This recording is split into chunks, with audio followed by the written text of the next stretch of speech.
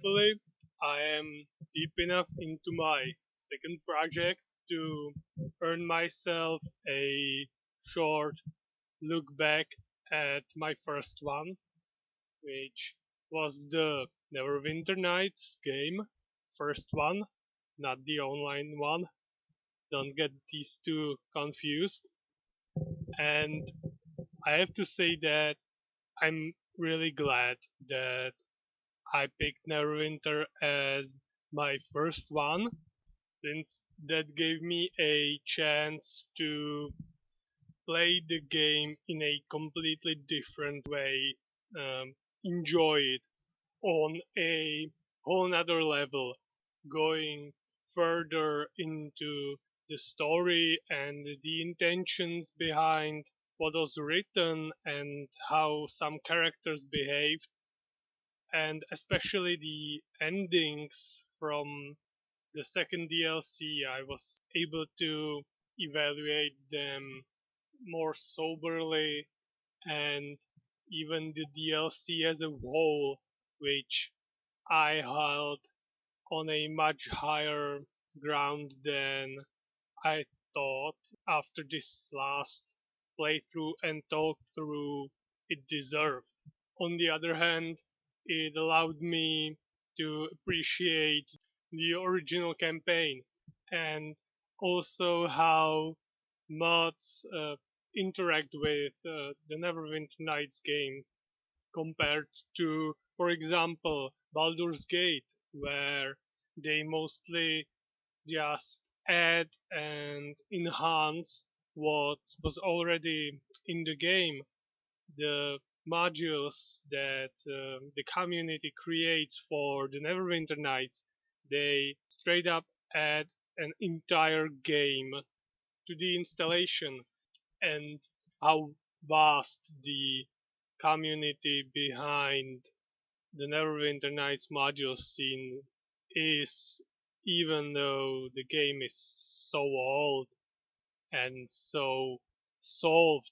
And that's not even talking about the multiplayer aspect, where there are multiple servers where people still play this game to this day online with their friends. That's something that made me very happy. Fortunately, I'm also seeing not exactly radical, but noticeable changes to my approach towards English as a language and my ability to speak and especially write, because of the way I'm approaching the short story, or it's not exactly short at this point, but it doesn't really say much, so it's still a short novella. The way I approach etymology of certain words, certain phrases, I'm finding out that some words are way older than I would have ever thought, and on the other hand, some words that I would take for granted were first noted only recently, and that forces me to study and learn things that I would have never ever even considered prior to these two ventures of mine. So I'm seeing a positive effect, and it's making me more motivated to continue doing what I'm currently doing, especially if I consider the fact that I already have some small outlines for two more stories to be written, and then dozen or so of topics that I would like to record myself talk about. So I'm I definitely have things to do, which is great. Now there is a big difference between what I've done with the Neverwinter Nights that talk through and the retrospect that I was able to give it. On the other hand, now with the Asterix, that's a bit different because Asterix so far, it was just something that allowed me to just turn off my brain and simply have fun, simply enjoy something that I liked years prior without even considering any deeper thoughts I might have, because it is what it is. It's French and Belgians making fun of themselves and everyone else in a inoffensive way that might contain some satire or even hints of things happening in the real life back then in the 70s, but it's not over the top, on the nose, as we see these days, and that's why I'm enjoying it so much. And with this short intro, it's time for Asterix and the Chieftain's Shield, which begins with the great Chieftain Vercingetorix finally defeated at the siege of Alesia, throws his weapons at Caesar's feet.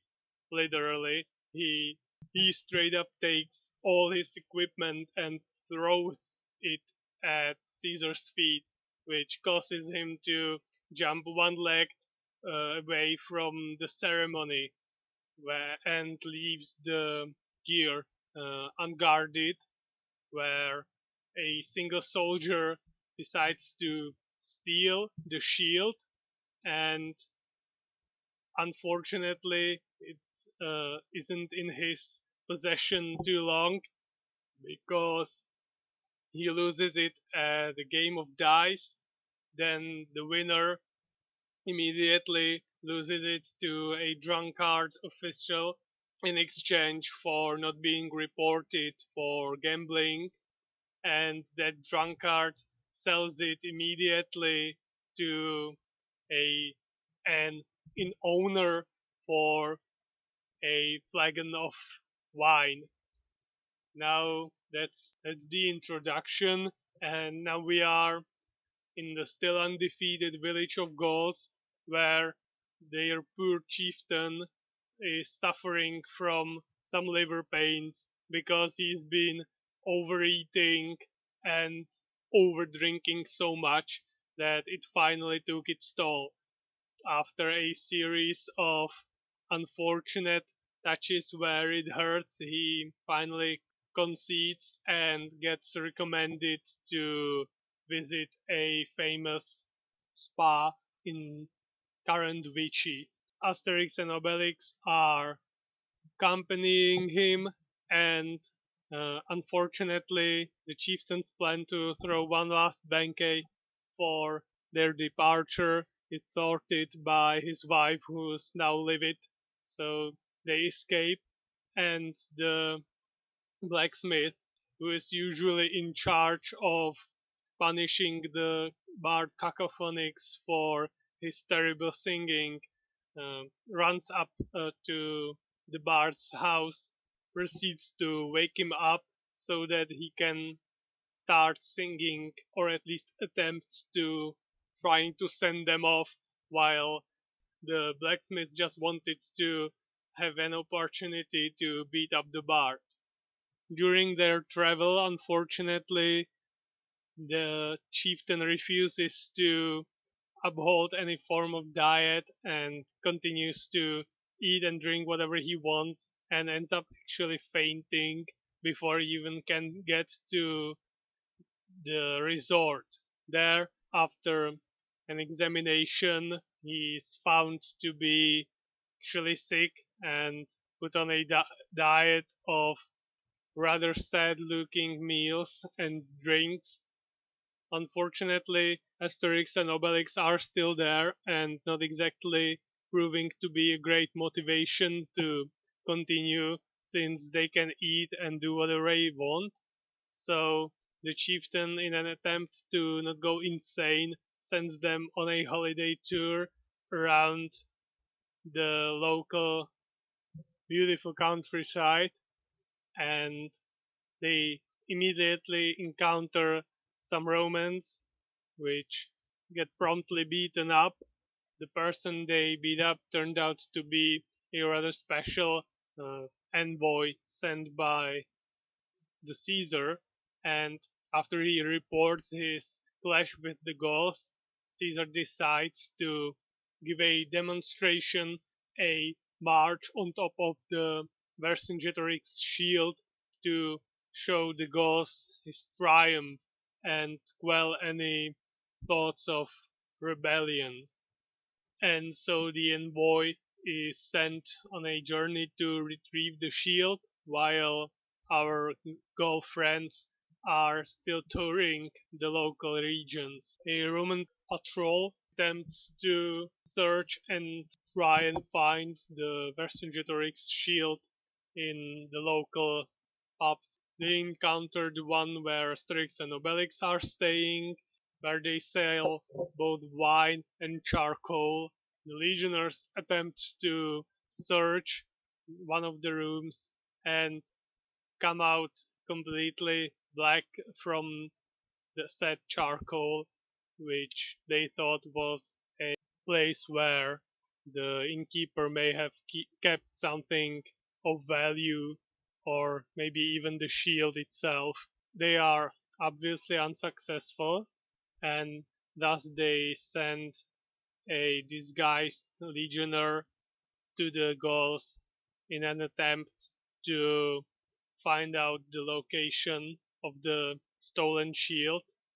He is unfortunately extremely lazy and not exactly smart, so he gets drunk and babbles out everything about the current operation. And so Asterix and Obelix obviously decide to disrupt Caesar's plan and try and find the Vercingetorix shield themselves.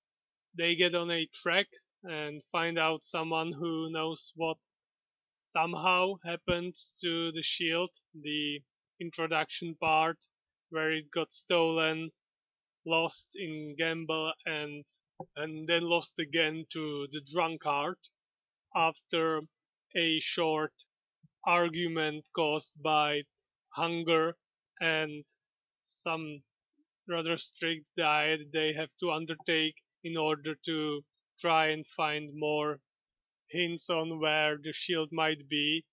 They get some new tracks and find out where the legionnaire that won the shield in the dice game was.